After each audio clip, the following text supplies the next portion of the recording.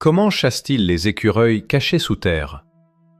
Ils insèrent d'abord un tube dans le terrier et y injectent continuellement du gaz inflammable jusqu'à ce que le tunnel soit complètement rempli. Ensuite, ils allument une bougie à l'entrée. Le gaz s'enflamme instantanément et l'onde de choc se propage rapidement jusqu'au fond du terrier. L'explosion déchire le terrier et un épais nuage de poussière et de fumée s'échappe du sol.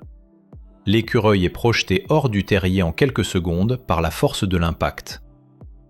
Pourquoi les goélands dansent-ils sur le sol lorsqu'ils ont faim? Il s'avère que les vers de terre remontent à la surface pendant la pluie grâce aux vibrations du sol, évitant ainsi d'être emportés par les eaux. Les goélands rusés ont découvert ce phénomène et ont appris à taper du pied, imitant le rythme des gouttes de pluie. Cette ruse a fonctionné, les vers de terre, prenant la pluie pour un orage, sont sortis et sont devenus le repas des goélands. Pourquoi les corbeaux et les loups sont-ils considérés comme les meilleurs compagnons dans la nature? Il s'avère que lorsqu'un corbeau repère une proie, il s'envole et pousse un cri perçant, signalant ainsi sa présence aux loups au sol. Dès réception du signal, les loups suivent rapidement les corbeaux jusqu'à leur territoire de chasse. Après avoir capturé leur proie, les loups laissent toujours des restes aux corbeaux. Comment les huîtres deviennent-elles des indicateurs de la qualité de l'eau? Dans la nature, les huîtres filtrent l'eau grâce à leurs coquilles ouvertes et s'en nourrissent. Si l'eau est polluée, elles referment rapidement leurs coquilles pour se protéger. S'inspirant de ce phénomène, des scientifiques ont fixé de petits morceaux de métal sur des coquilles d'huîtres. Lorsque de l'eau polluée pénètre dans l'huître, celle-ci détecte sa présence et referme sa coquille, activant un capteur et déclenchant une alarme pour surveiller la qualité de l'eau. Si un grillon perd une patte, est-il condamné? Pas nécessairement. Lorsqu'un jeune grillon perd une patte, des cellules spécialisées de son exosquelette détectent précisément la lésion.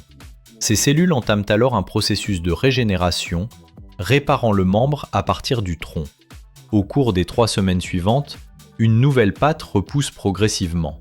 Plus surprenant encore, cette nouvelle patte se développe avec une section supplémentaire qui non seulement dépasse la longueur initiale, mais devient également plus épaisse et plus forte.